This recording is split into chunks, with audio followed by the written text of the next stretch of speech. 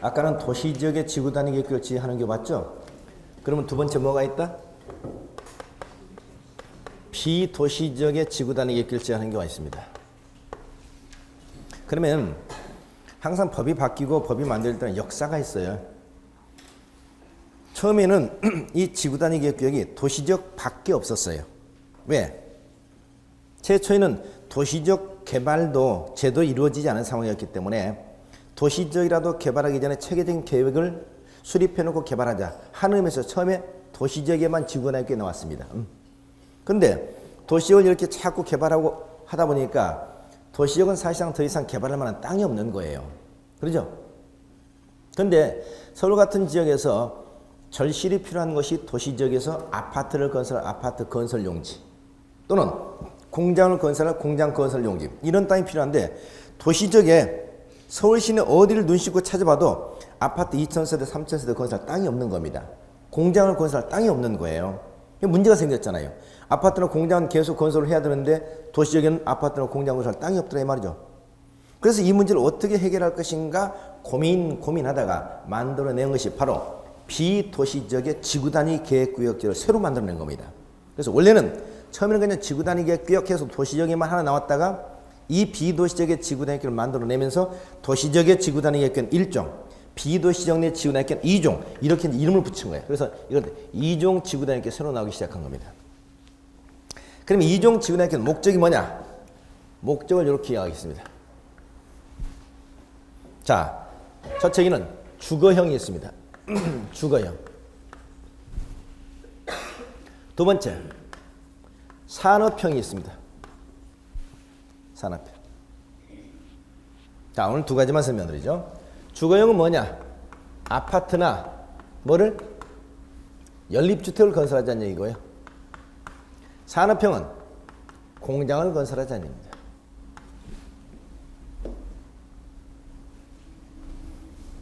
자, 그럼 무슨 말이다? 우리는 비도시지역이면서 개발이 가능한 지역을 찾았어. 자, 그럼 여러분 비도시지역은 어디를 얘기하는 거예요? 비도시지역? 관리, 농림, 자연환경 보전지잖아요. 관리지역, 농림지역, 자연환경 보전지역. 근데 농림지역, 자연환경 보전지역 개발이 돼야 안 돼요? 안 되죠? 그러면 개발이 가능한 지역은 비도시지역 가운데 어디가 있습니까? 그렇습니다. 계획관리지역. 계획관리지역은 개발이 가능해지죠? 계획관리죠. 두 번째, 그러면 농림지역, 자연환경 보호전 이런 개발이 안 되죠. 개발이 안 되는데 개발이 되게 만드는 방법이 있다고 그랬죠.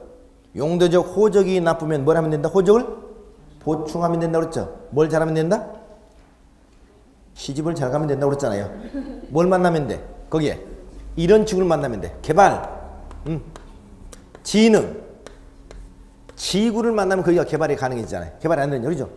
그래서 비도시지역 가운데 지구단위 계획을 지정할 수 있는 것은 계획관리지역하고 개발진흥지구입니다. 그럼 이 지역은 개발이 가능한 지역이잖아요.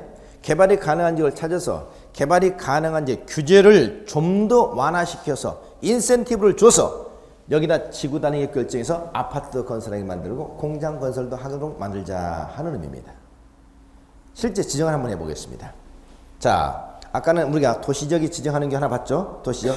이번은 계획관리지역 하나 지정하고 있습니다. 여기 보세요. 계획관리지역이야. 계획관리지역. 여러분 계획관리지역을 보면 계획관리지역에 현재 건폐율이 어느 정도 가냐면 건폐율이 40% 정도 가능합니다.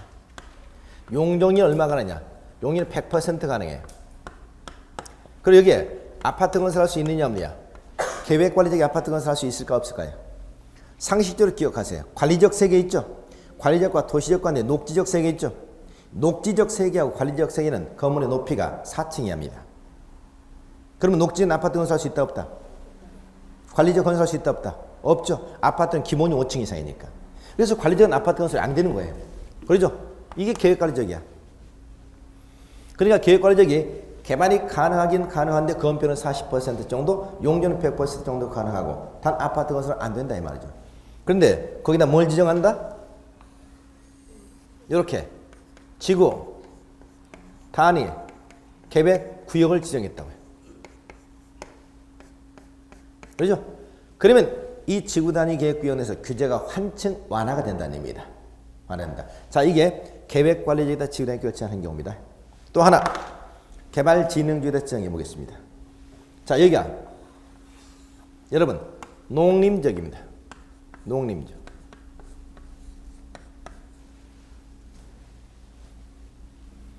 여러분 농림적은 개발이 돼야 안 돼요? 안 됩니다. 개발이 안 되니까 농림적 말이죠. 건폐율하면 건폐율이 기껏해야 20%야. 용적률 몇 %야? 용적률 80%입니다. 여러분 건폐율이 가장 낮으면 20이고 용적률이 가장 낮으면 80입니다. 개발이 안 되는 농림적이나 재난경 보호전전 20, 80이에요. 개발이 안 되는 데. 여기에 아파트 건설 가능해? 공장 건설 가능해? 개발이 안 되는 지역이잖아요. 이런 지역이에요. 농림은 개발할 수가 없어요. 그러면 저 농림지역을 개발하고 싶다. 개발하고 싶으면 거기다 뭘 해주면 되죠? 다시 농림지역을 개발하고 싶다. 뭐 해주면 된다? 네? 용도적인 나쁨, 호적인 나쁨 어떻게 하라고요? 용도 지구를 잘 만나는데 여기다 지구 계획을 바로 지정할 수가 없어요. 지구 단위 계획을 지정할 수 있는 계획관리적이든가 개발 진흥 지구해야 되니까. 그래서 이에다 여기를 개발하기 위해서 여기다 뭘 정한다? 이렇게 개발 진흥 지구를 이렇게 지정해 주는 겁니다. 개발 진흥 지구. 여기를 개발 진흥지를 지정해 주면 이제 여기는 어떻게 달라지냐? 보세요. 개발 진흥지가 지정되는 순간 여기는 건폐율이 얼마나 높아지면 40으로 높아져요. 용적률 얼마나 높아지냐? 여기도 100으로 높아져 이렇게. 이제 여기보다 규제 완화됐죠? 그리고 개발 진흥 지구 위에다 드디어 뭘 지정할 수 있다? 요렇게. 네, 여기에 지구 단위 계획을 지정할 수 있다라는 겁니다. 이게 비도시 지역에 지정된 지구 단위 계획입니다. 그래서 앞으로 비도시 지역에 지구 단위 계획을 지정한다 하면 목적은 뭐다? 아파트를 건설하자 또는 공장을 건설하자. 크게 두 가지 목적이 있으면서 어디? 계획 관리적이든가 아니면 개발 진흥 지구 일대만 지정할 수 있다 이렇게 얘기하셔야 됩니다. 그러면 이 지역은 운명이 한번 바뀌죠. 계획 관리적 개발이 가능한 지역인데 계획 관리 개발이 가능한데 지구 단위 계획을 좀 한층 더 업그레이드되고 농림지역 개발이 안 되는 지역인데 개발 진흥 지역 지정되면 개발이 가능해진다. 개발 진흥 지구 위에다 지구 단위 계획을 짜면 뭡니까? 2단계 업그레이드 된다. 그렇죠? 인센티브는. 자, 그럼 여기도 마찬가지. 여기에 지구 단위 계획을 지정하면 얼마 이내 전부? 3년? 네, 뭐 해야 돼? 네? 지구 단위 계획이 결정하셔야 돼. 지구 단위 계획. 그런데 이 지구 단위 계획의 특징은 규제가 어떻게 된다? 규제가 강화된다, 완화된다? 완화. 혜택이잖아요. 완화가 되는 거예요. 규제가 한층 완화되는 거예요. 그러니까 쉽게 얘기하면 여러분 어느 땅에 지구 단위 계획이 지정됐으면 그 지역 좋아지는 거다, 나빠지는 거다? 많은 인센티브를 준다. 인센티브. 그래서 지구 단위 계획이 지정되면 굉장히 거의 좋아지는 겁니다. 자, 이게 지구 단위 계획. 그러나 결론적으로 보겠습니다. 아까 도시지역이 지정되는 거 하나 봤었죠. 종로. 비도시에 지정되는 두 가지를 봤습니다. 그럼 이 그림 머릿속에 기억하시고 일단 지구 단위 계획이 지정됐으면 얼마 이내? 3년 이내 지구 단위 결정을 하셔야 돼요. 근데 만약에 3년 이내 지구 단위 결정을 하지 않는다. 3년 이내 지구 단위 결정을 하지 않는다. 그러면 어떻게 되느냐? 3년의 경우에는 다음 날에 말이죠. 응? 다음 날에 지구 단위 계획 구역이 자동적으로 뭐가 된다? 실효가 되어버립니다. 지구 단위 계획 구역이 지정됐는데 3년 이내 지구 단위 계획이 결정 것이 되자면 3년의 경우는 다음 날에 자동적으로 지구 단위 효력을 잃게 됩니다. 그럼 지구 단위 없어지고 그런 겁니다. 반면에 했어. 지구 단위 결정을 했다고요. 그러면 지금부터 어떤 법적 효과가 나느냐? 앞으로 모든 행위에 대한 제한은 뭐에 따른다? 지구 단위 계획을 따릅니다. 지구 단위 계획을 따른다.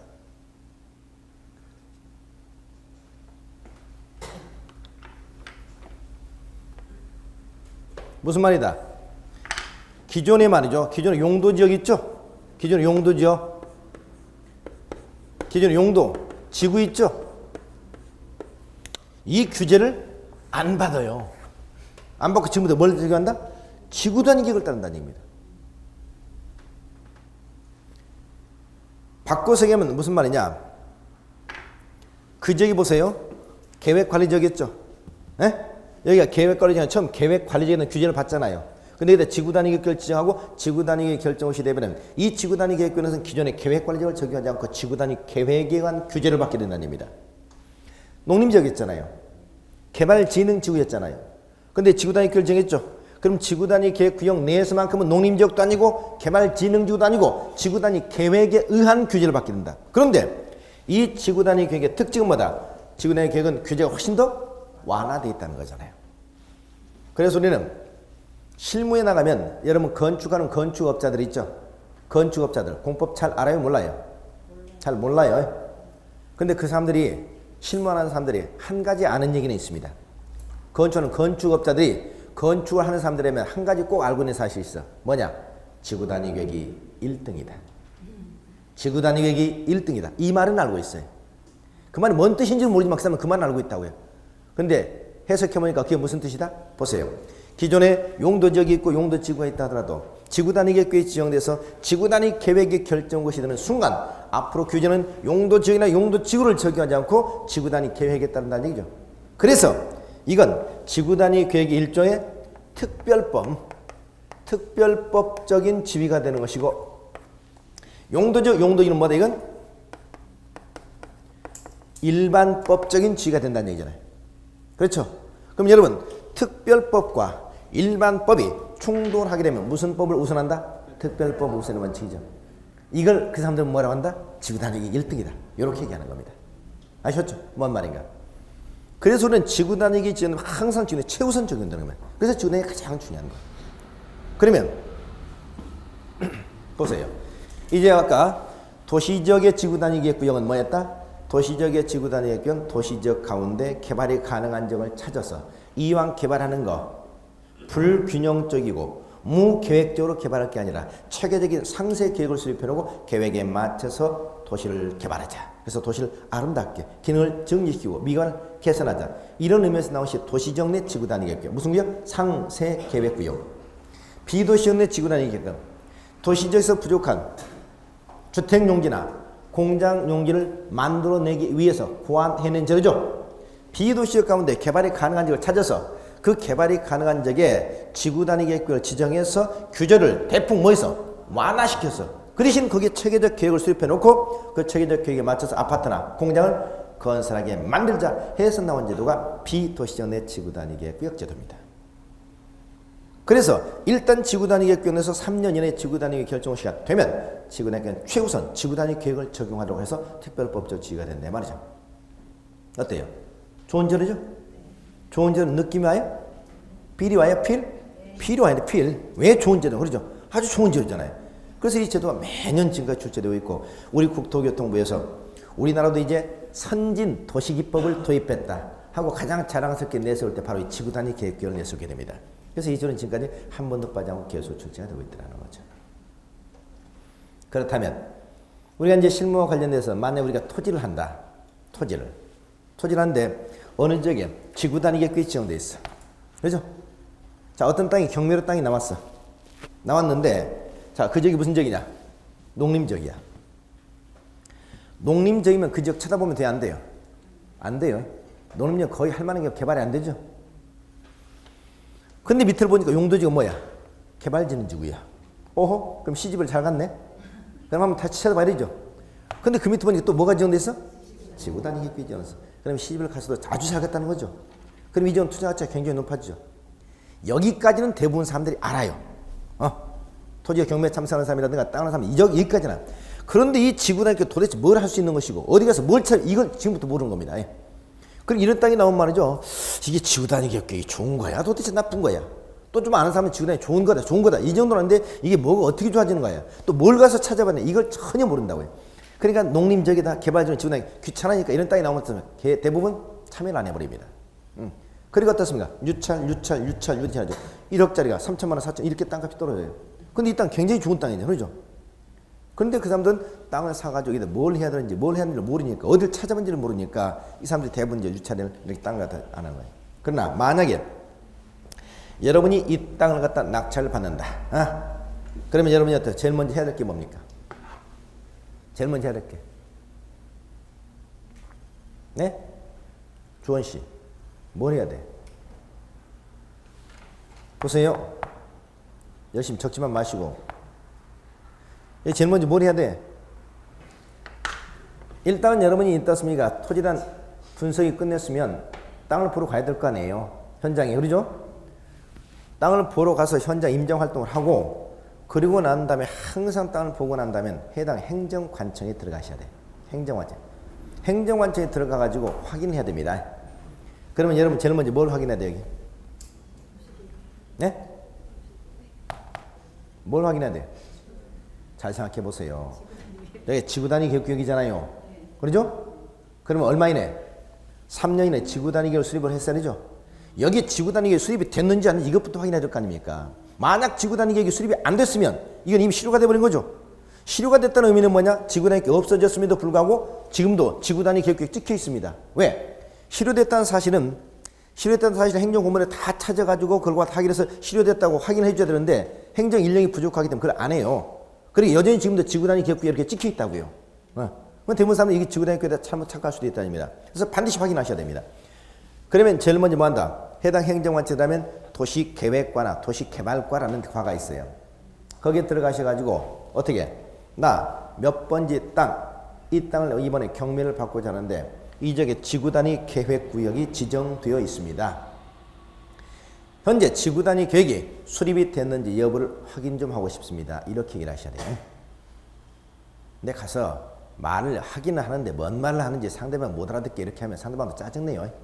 그냥 가시기 전에 일단 행정관청에 가실 때는 여러분이 몇 가지 갖춰야 될 일이 있어요. 첫째, 가급적 옷은 깔끔하게 입고 가자. 뭐 노숙자처럼 하고 어디 뭐 농사짓다 온 사람 이렇게 하가 물어보면 상대방이 무시합니다. 그렇죠? 가급적. 두 번째, 가기 전에 내가 정확하게 무엇을 물어봐야 되는지 정확하게 알고 가셔야 돼요. 그리고 거기다 용어 선택을 정확하게 하셔야 돼요. 용어. 지구단위 계획구역, 지구단위 계획. 네? 그래서 3년 이내 지구단위 계획 결정하셔야 되는데 현재 이제 지구단위 계획구역이 됐는데 지구단위 결정하셔야 되는지 확인 좀 해주십시오. 이렇게 물으면 대부분 상대방이 얼굴을 딱 쳐다봅니다. 아, 지구단위 계획구역, 지구단위 계획. 그럼 이 사람은 뭔가 법에 대해서 또는 제대로 아는 사람의 이름 표현을 쓴다. 그 다음부터는 상대방이 일단 고개를 숙여요. 그럼 잠깐만 기다리십시오. 하고 어떻습니까? 확인해 준다. 아, 번지수 확인은 여기 지구단위 계획 수립이 됐습니다. 됐습니다. 또는 지구단위 수립이 안 됐습니다. 이미 3년 경과에서 지구단위 효력을 상실했습니다. 이런 일을 할 거 아닙니까? 그럼 만약 지구단위 계획이 수립이 됐다. 실효되는 경우는 많지는 않아요. 행정공무원들이 지정이 됐으면 대부분 지구단위 수립을 합니다. 그럼 지구단위 결정시 됐습니다라고 하겠죠. 그럼 그 다음에 뭘 물어봐야 돼? 그래요? 그럼 그 지구단위 계획의 내용을 확인 좀 부탁드리겠습니다. 내가 그걸 알아야 될 거 아닙니까? 지구단위께서 몇 층까지 건축물 건축할 수 있고 몇 층까지 상가를 집어넣고 몇 층까지 주택 이게 전부 다 결정되니까 그 내용을 내가 알아야 여기다 전원주택을 건축할 수 있는지 모텔을 건축할 수 있는지 확인하죠. 그 지구단위 이걸 확인 좀 부탁드리겠습니다. 그럼 내용을 보여줍니다. 그럼 내용을 쭉 보고 필요하다 싶으면 그 내용을 이거 좀 복사 좀 부탁하겠습니다. 복사해 줍니다. 헌법상 모든 국민은 알 권리가 있어요. 그러니까 상대방 복사를 해줘야 돼. 안 해준다? 안 해준다. 그럼 따지셔야 돼요. 왜 그걸 안 해주시는 이유를 좀 설명해 주십시오. 절대 화내지 마시고. 그러면 상대방 설명해 줘야 돼요. 근데 상대방이 자꾸 무슨 다른 딴짓을 부른다든가 뭐 이렇게 안 해주잖아요.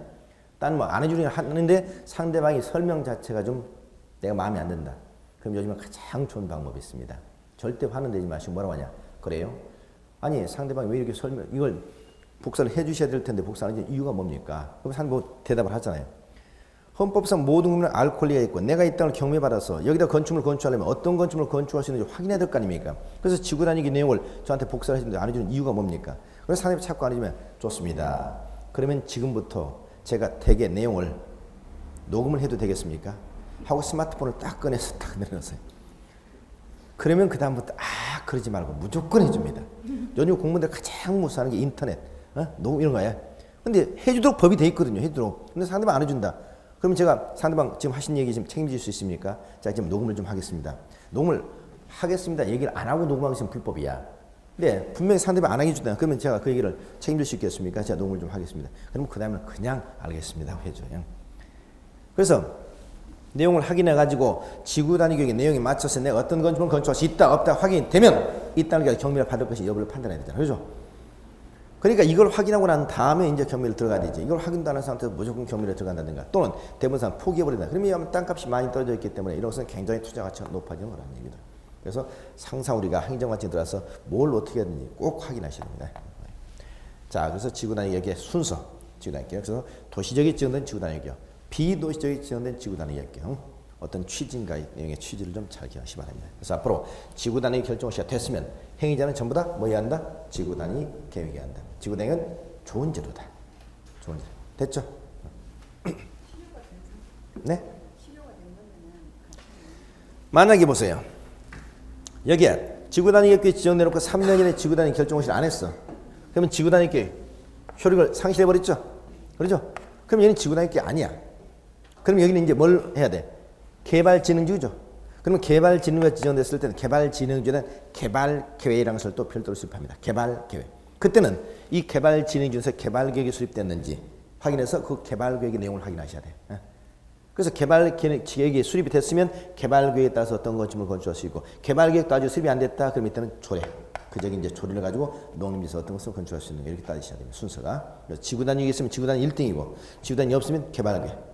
개발계획. 자, 이렇게 해서 지구단위 계획을 살펴봤습니다.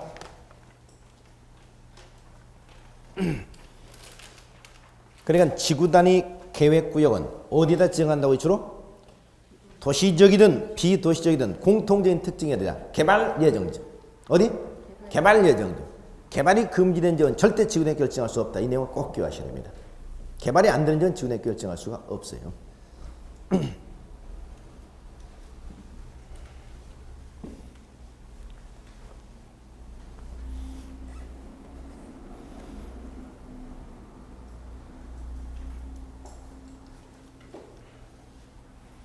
작년에 경기도 광주시에서 말이죠. 땅이 한 500평 정도가 경미로 나온 땅이 있었어요. 그 땅이 도시적이야. 경기도 광주시 남종면이라는 곳인데 도시적에 한 500평 정도의 땅이 나왔는데 그 땅이 자연 녹지적이에요. 자연 녹지적이고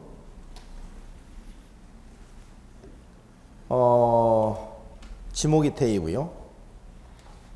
그런데 거기 보니까 개발 제한 구역이야. 그린벨트. 그린벨트. 그런데 거기 보니까 제1종 지구단위 계획이 지정되어 있어요. 지구단위 계획. 그래서 500평의 땅이 나와서 그 한 4억 5천 정도의 땅이 나와가지고 3차까지 떨어져가지고 2억 3천까지 땅이 떨어졌어요. 반 정도로 50% 미만으로. 근데 일단 어떤 거기가 보면 자연 녹지적이고 지목이 테이고 개발 제한 계획이고 제1종 도시 지구단위 계획이 지정됐고. 근데 거기에 위치가 어디냐면 이제 남종미라고 해서 남한강이 밑에 쭉 보이는 곳이고 굉장히 좋은 곳이에요. 근데 가격이 일단 50%가 떨어졌잖아요. 그러면 떨어졌는데 왜 가격이 이렇게 떨어졌을까요? 대부분 사람들이 이렇게 딱 보니까 거기가 그린벨트잖아요. 개발 제한구역. 지목이 대인 경우에 개발 제한구역이면 주택 신축은 안 되거든요. 그러니까 지목이 되라 하더라도 이 땅은 주택을 신축할 수 없는 땅이죠. 개발 제한구역이니까. 그러니까 대부분 사람들이 어떻습니까? 땅값이 많이 떨어졌습니다. 그러고 이제 들어가지 않고 계속 땅이 유찰된 거잖아요. 그래서 유찰해가지고 4억 5천짜리 2억 3천까지 떨어졌어요. 욕심이 나잖아요. 근데 제가 이걸 이렇게 딱 보니까 좀 이상한 게 있죠. 뭐가 이상해? 여러분 지금 공부를 했으니까 한번 판단해 보세요. 자연 녹지적, 지목대, 개발 제한구역. 근데 뭐가? 지구 단위 계획이 지정돼 있다고요. 뭐가 이상해? 뭐가 이상해요? 지구 단위 계획은 어디만 지정한다고 그랬어요? 개발 예정지역에만 지정한다고 그랬잖아요. 지금 거기가 개발 제한구역이잖아요. 개발이 돼야 안 돼? 개발이 안 되는 지역인데 지구단위 지정할 이유가 없잖아요. 그렇죠? 도저히 이해가 안 가는 거예요. 그렇죠? 그래서 제가 이제 현장을 이제 갔습니다. 가서 보니까 땅이 참 좋아요. 남한강이 딱 들여다 보이고, 거기 또 옆에 이제 단독주택도 많이 있어. 거기다 딱 한 100평이나 200평 정도 단독주택 건축, 한 300평 정도 텃밭을 하면 아주 참 좋겠더라고요. 그래서, 근데 일단 지구단위 계획이 지었는데 이게 이해가 안 가잖아요. 그래서 제가 광주시에 그 시청에 들어갔습니다. 시청에서 도시개발법이 가에 들어가지고 이제 그 땅을 이제 집어를 대주면서 이쪽이 지면제 되면 땅을 경매를 받으려고 하는데 이쪽이 지면제 지구단위구역이 지정돼 있다. 이게 좀 개발 제한구역인데 개발이면 개발이 안 될 텐데 어떻게 개발 제한구역이 지구단위구역이 지정됐습니까? 라고 물어보니까 상대방이 잠깐만 기다리세요 하더니 따져봐 이렇게 쭉 도면을 한참 보더니 무슨 자료를 보셨습니까? 그래. 응? 그래서 그 자료 한번 보시죠. 그 이제 보통 우리 이제 유료 경매 사이트 구도 옵션이라든가 경매 사이트 나오는 자료를 이렇게 그걸 다 확인하는데 이 100% 자료가 그 사람들이 직원들이 이걸 또 올려놓기 때문에 100% 믿을 수가 없어요. 그걸 올려놓은 거야. 근데 그 사람이 보더니 그걸 딱 보더니 이거 잘못됐습니다. 여기가 원래 얼마 전까지 개발 제한 지역이었는데 이 개발 제한 지역에 소위 이 취락을 정비해서 집단 취락주가 지정됐습니다. 집단 취락주. 그럼 집단 취락주는 개발진흥주처럼 어디도 굉장히 좋아지는 지역이야. 집단 취락주가 지정되면서 이 개발 제한이 얼마 전에 해제됐습니다. 집단 취락주가 지금 개발 제한 최우선 해제되거든요. 그리고 얼마 전까지 개발 제한격이 있는데 거기를 집단 취락주를 지정하면서 개발령이 풀린 거야. 그리고 거기 지금 현재 지구단위구역이 지정되어 있는 거예요. 그럼 이 땅은 어떤 개발령이 풀리면서 집단 취락주기다 지구단위구역 엄청나게 좋은 땅이죠. 그렇죠? 굉장히 좋은 땅이지. 전혀 개발에 지장이 없는 땅이었어요.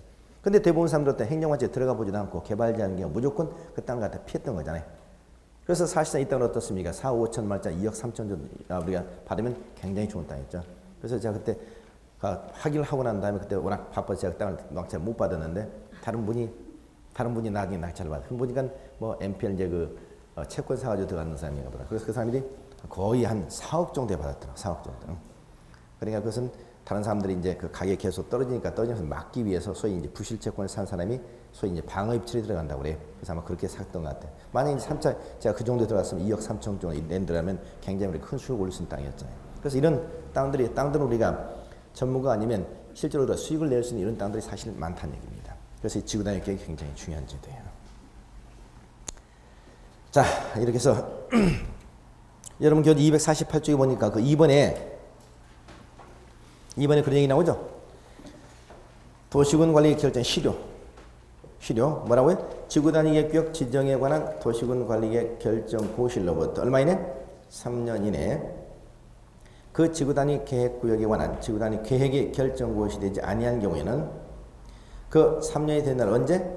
다음 날에 지구단위 계획구역 지정에 관한 도시군 관리계획 결정 효력을 잃는다라고 돼 있죠. 그러니까 지구단위 계획구역이 지정됐으면 3년 이내 지구단위 계획을 결정 고시해야 되고요. 만약 3년 이내 지구단위 계획을 결정 고시해야 되면 3년이 경과가 된 다음 날에 지구단위 계획구역 지정에 관한 도시군 관리계획 효력을 상실한다. 이걸 실효라고 합니다. 실효. 그러면 2번 실효고시라는 얘기 나오죠. 실효고시. 앞으로 이 실효고시라는 얘기가 자주 나올 겁니다. 여러분 앞으로 실효라는 건 뭐냐? 실효.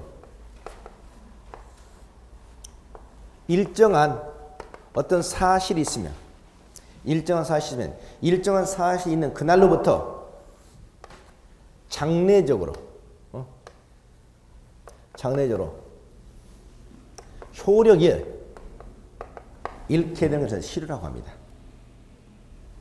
그러니까 어떤 사실이 있으면 사실이 있는 그날로부터 과거에 효력 발생 시임 유효하고요. 이날로부터 앞으로 자동적으로 효력을 잃게 되는 것을 실효라고 그래요. 실효. 여러분 비슷한 게 민법에서 말이죠. 해제라는 거 나오죠. 해제. 해제는 어떻게 되는 거예요?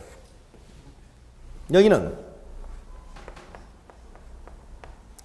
해제라는 뭐가? 의사표시가 있어야 되잖아요. 의사표시. 그렇죠? 의사표시가 있어요. 그러면 효력은 어떻게 이렇게 돼? 여기서부터 잃는 게 아니고 과거로부터 소급해서 이게 소급적으로 무효가 되는 거죠. 소급적 무효. 만약에 해지한다. 해지. 그럼 어떻습니까? 여기서 해지하면 어떻게? 장래적으로. 그러죠? 장래적으로 무효가 되는 것이죠. 그런데 여기도 뭐가 있어야? 의사표시가 있어야 되죠? 의사표시.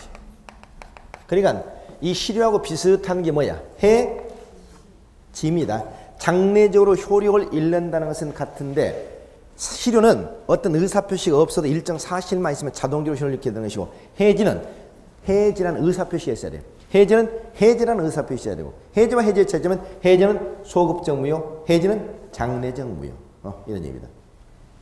그럼 효력은 일정 사실 시는 아까 3년의 경우가 되면 3년의 경우는 다음날에 자동적으로 효력을 기른다는 얘기죠. 그런데 실효가 되면 항상 우리는 뭘 하느냐? 앞으로 이걸 합니다. 여러분 실효고시라는 걸 하게 돼요. 실효고시. 고시.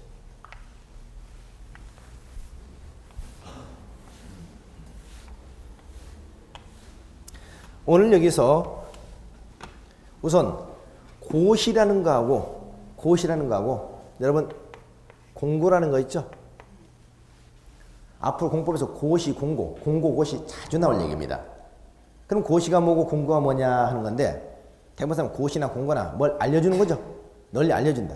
그냥 알려준다는 의미다. 그게 그거니까 그냥 지나가라 라고 대부분 이렇게 할 겁니다. 근데 고시와 공고는 분명히 다릅니다. 엄격한 차이점을 여러분 구별할 줄 아셔야 돼요. 고시나 공고나 일정 사항을 외부에 알려준다는 것은 같은데 어떤 차이가 있느냐. 먼저 고시는 이건 지속적인 효력이 있어요. 지속적인 효력. 공고는 일시적으로 하는 거야. 무슨 말이다? 공고할 때는 반드시 뭐라고? 3일간 공고한다. 7일간 공고한다. 이렇게 해요. 근데 고시는 며칠간의 얘기 없어. 고시하면 지금부터 계속이야. 고시는 계속. 그러니까 고시는 지속적 효력이 있는 것이고 공고는 일시적 효력밖에 없어요. 5일간 공고한다. 그런 식으로. 그 다음에 고시는 어디다 하는 거냐? 국가일 때는 관보에다 하고 지방자치단체일 때는 공보에다 합니다. 공보. 관보, 공보. 관보, 공보. 국가에서 발행하는 관보 있죠? 매일매일 발행하는 관보가 있어요. 이 관보에다 고시하는 거예요. 그럼 여러분이 그걸 찾아보고 싶다면 인터넷에서 전자 관보를 확인해 보시면 그날 관보를 확인해 볼 수 있고 서울시에서 발행하는 공보, 지방정 공보가 있습니다. 공고는 어디다 할까요? 공고. 그렇습니다. 2 이상 일간신문. 일간신문은 항상 2개 이상 하고요. 또 하나 어디? 중요한 게 있죠. 인터넷 홈페이지. 항상 공고는 2 이상의 일간신문과 인터넷 홈페이지다 공고하는 겁니다. 가장 큰 차이점은 이겁니다. 요건 법적 효과가 있어요. 요건 법적 효과가 없어요. 맞습니다. 공고는 법적 효과가 없어. 고시는 법적 효과가 있다.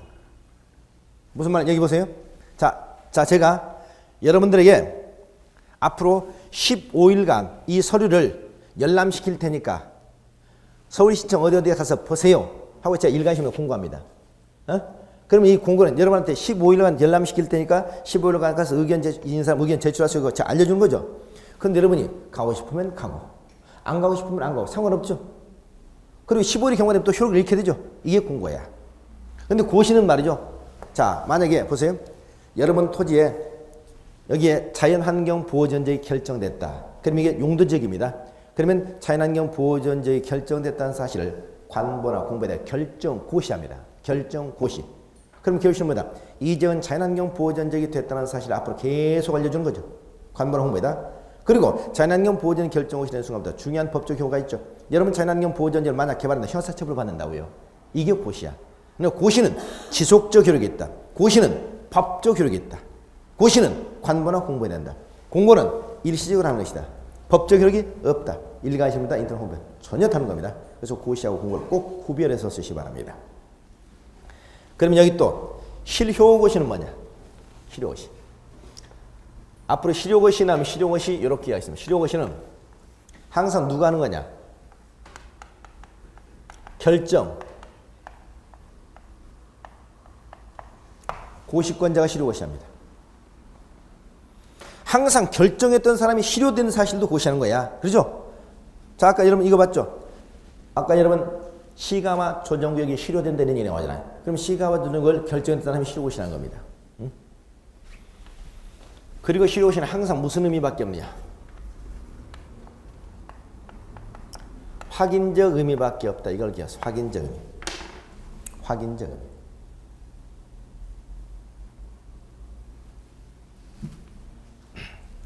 무슨 말이냐 말이죠. 여러분, 확인적 의미라는 것은 실효고시를 해야 드디어 효력을 상실한다. 이게 아니라 이미 효력이 상실됐다는 사실을 단순히 알려준다는 의미밖에 없다. 이걸 확인적 의미라고 그래요. 그러니까 실효고시를 하지 않았어도 효력은 상실된 거다, 안 된 거다? 된 거다, 된 거다. 이게 항상 실효고시입니다. 앞으로 공법에서 실효고시가 자주 나올 겁니다. 아까 우리가 이거 보였죠? 시가마 조정구역은 시가마 조정구역은 얼마? 유보 기간이 만료된 다음날 효력을 상실한다. 그럼 효력을 상실했으면 실효고시라겠죠? 그러나 실효고시를 하지 않았어도 효력은 상실된 거다, 안 된 거다? 된 거다 이 말이죠. 실효고시는 항상 누가 한다? 결정고시권자 한다. 실효고시는 어디 한다? 고시니까 관보나 공보에다 한다. 관보나 공보에다 한다. 자, 이거 그래서 오늘 고시하고 공고의 차이점, 실효하고 해지의 차이점, 그 다음에 실효고시 이건 누가 한다? 결정고시권자고 확인적 의미밖에 없다. 이걸 좀 잘 기억하셔야 됩니다. 여기 사실 이제 기초 인문 강의니까 이런 걸 설명하지 본진도에다 이런 걸 설명할 시간이 없어요. 예. 그래서 이게 굉장히 중요하다. 이걸 모르고 공고나 고시나 뭐 그게 그거다 계속 이게 잘 안 맞잖아요. 자, 그래서 밑에 실효고시 나오죠. 실효고시 나오죠. 그 다음 밑에 3번 건축 나오죠. 지구단위 계획권에서 건축, 이게 무슨 말이야? 지구단위 계획기관에서 건축물 건축하는 건축 용도를 변경하고자 하는 건 그 지구단위 계획에 적합하게 건축하거나 용도를 변경해야 된다고 돼 있죠. 이게 바로 무슨 말이다? 앞으로 지구단위 계획권에서는 기존의 용도적이나 용도지구에 관한 규제를 적용하지 아니하고 뭐에 따라서 지구단위 계획에 의한 규제를 따른다. 이게 바로 뭐다? 지구단위 계획이 특별법적 지위를 갖는다 하는 편이죠. 지구단위 특별법적 지위를 갖는다는 겁니다. 자, 그래서 지구단위 대단히 중요하다 하는 것을 설명드리고 있습니다. 자, 이렇게 해서 지구단위 계획을 설명을 마쳤습니다.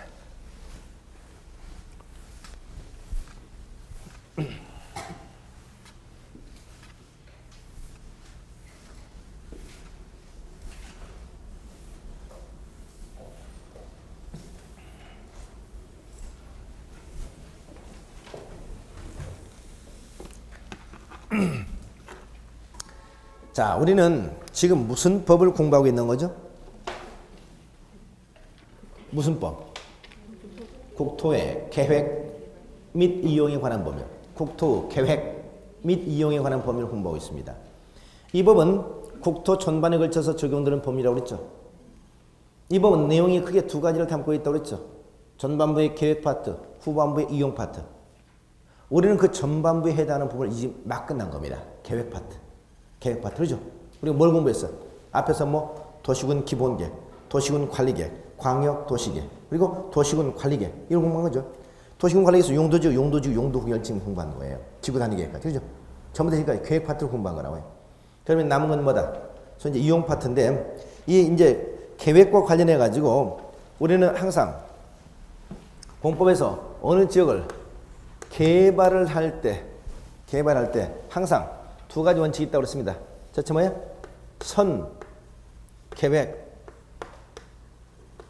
선계획, 후개발. 네. 또 허가, 후개발입니다.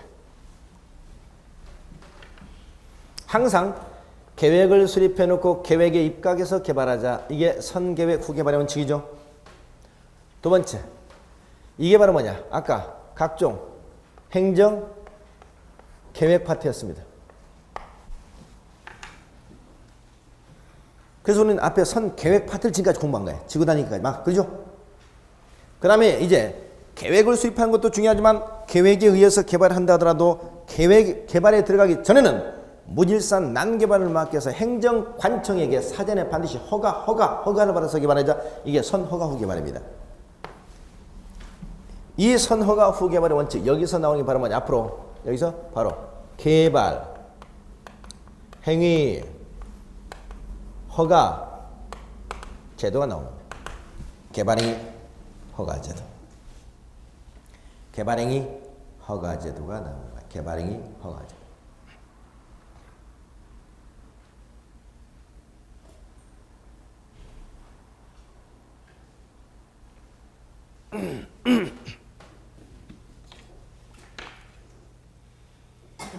자, 그래서 이제 두 번째 나오시 바로 개발행위 허가 파트입니다. 개발행위 허가 파트. 자, 그러면 개발행위 허가는 뭐냐? 이런 거죠. 개발행위 허가는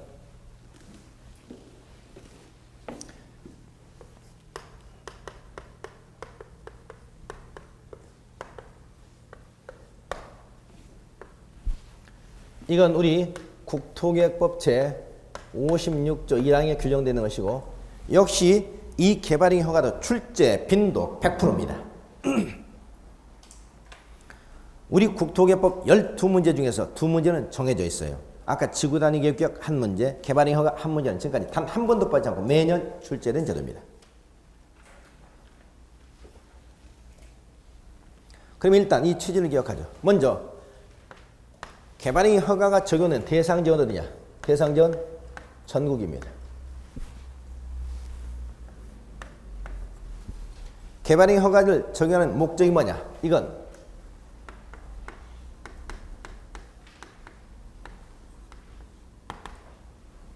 난개발 방지입니다.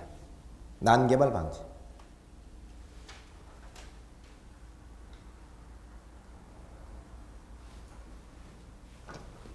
이때 개발행위는 몇 가지 말하냐? 크게 5가지를 말합니다. 허가는 누구한테 받느냐? 6개 지역 장에게 받도록 되어 있습니다. 6개 지역.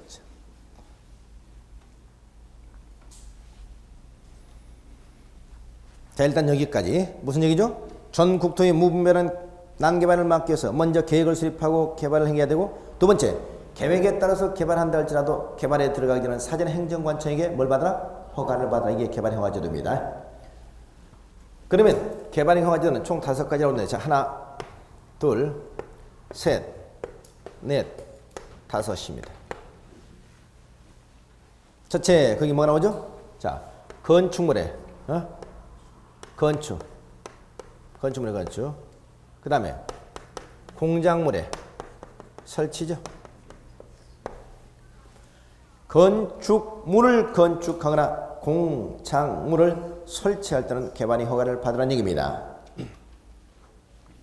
두 번째, 토지의 뭐죠? 형질 변경이죠. 형질 변경. 세 번째는 뭐죠? 토석 채취죠. 네 번째는 토지 분할이죠. 분할. 다섯 번째는 물건을 뭐 하는 거다?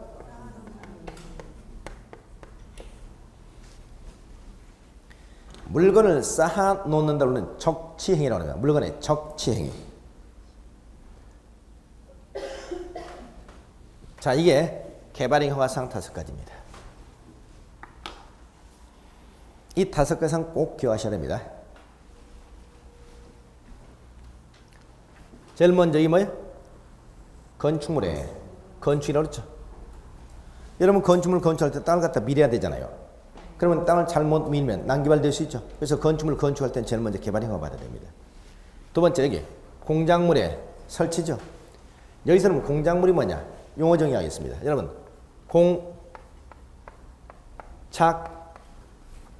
공작물이잖아요. 공작물.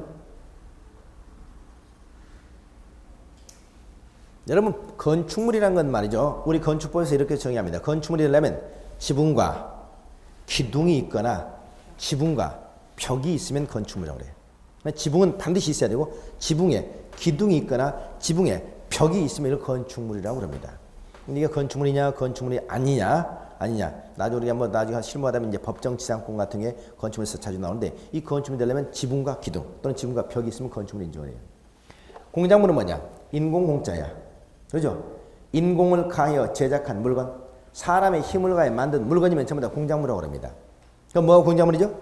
칠판도 공작물, 책상도 공작물, 의자도 공작물, 건축물도 공작물이죠. 비닐하우스도 공작물, 전보선대, 급수탑, 광고탑 이런 걸 전부 다 공작물이라고 그러죠. 공작물의 범위가 훨씬 더 넓습니다.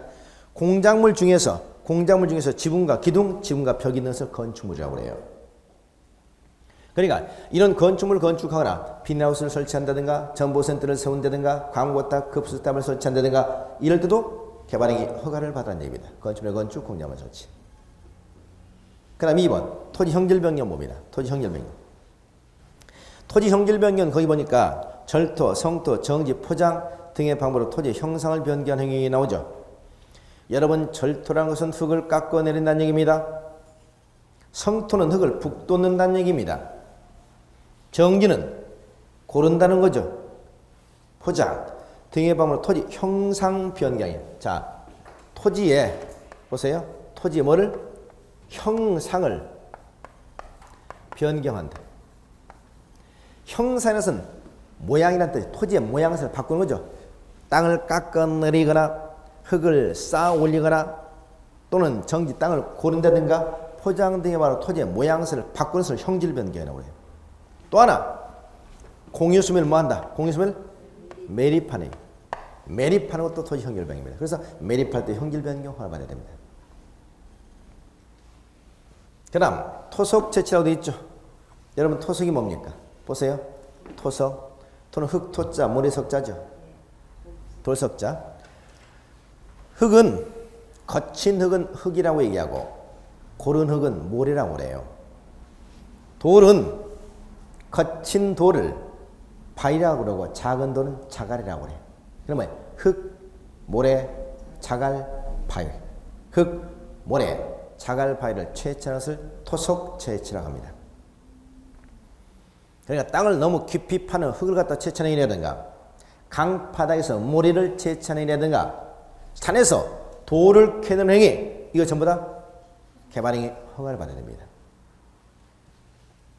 토지 분할. 토지 분할은 어디냐? 도시 여러분 녹지적하고 어디? 비도시적입니다.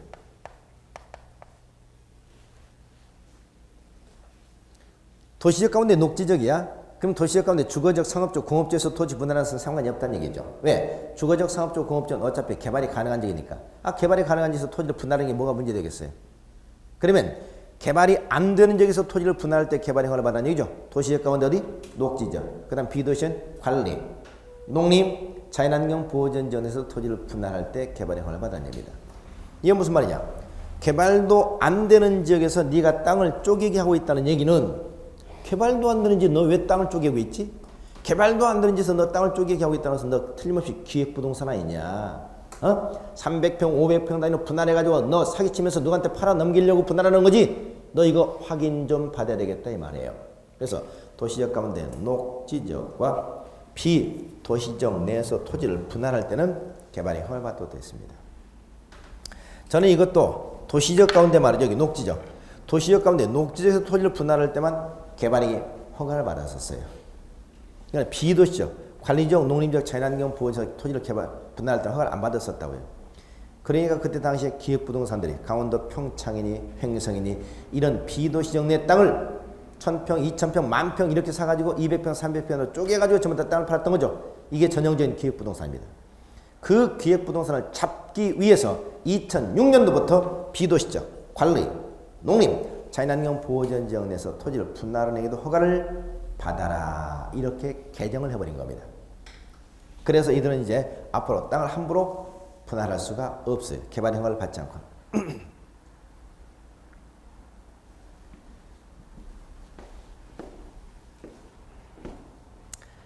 자, 그 다음에 물건을 쌓아놓는 행위죠. 물건을 쌓아놓는 어디다가? 녹지죠. 그 다음 어디? 관리죠. 그 다음 어디? 자연환경 보전적이죠. 이것도 어디다가? 울타리. 아닌 곳에다. 아닌 곳에다. 얼마 이상? 1개월 이상 물건을 쌓는 얘기죠. 1개월 이상. 그러니까 여기도 주거적, 상업적, 공업지에서 물건 쌓는 건 상관이 없습니다. 개발이 가능한 데니까. 또 농림적도 상관없어요. 왜 농림적 농사 짓다 보면 물건을 쌓아놓을 수도 있는 거니까. 어디? 녹지적하고 관리적, 자연환경 보호전지에서. 그것도 울타리 안에다 물건 쌓아놓는 것은 상관이 없어요. 내 집 울타리 아니니까. 1개월 미만 쌓아놓는 건 상관이 없습니다. 그래서 녹지, 관리, 자연환경 보호전지에서 울타리 아닌 곳에 물건을 1개월 이상 쌓아놓을 때는 뭘 받아라? 개발행위 허가를 받아라. 누구한테? 6개 지역 장에게. 예. 이게 개발행위 허가사항입니다. 개발행위 허가사항.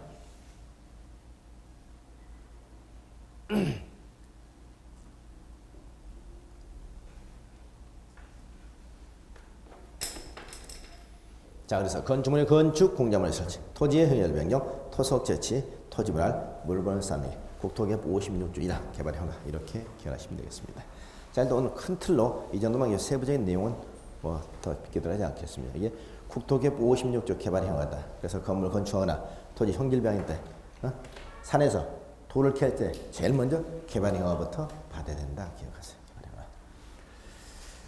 자, 이렇게 해서 개발의 허가 여기까지 좀 정리했고요. 자, 잠시 쉬었다 교수 진행하겠습니다.